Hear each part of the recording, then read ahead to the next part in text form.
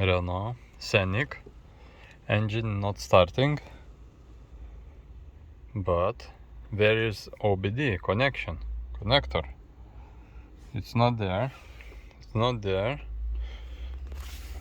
It is here.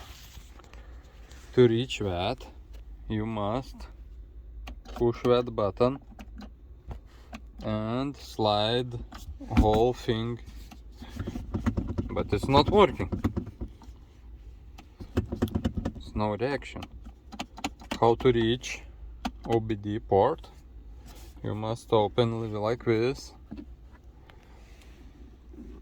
Open this.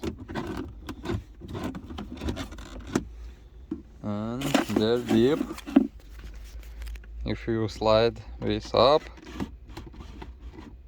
you gonna find OBD. Secret OBD location. Renault Scenic. Now is emergency. So if you cannot move this one, you must do like that.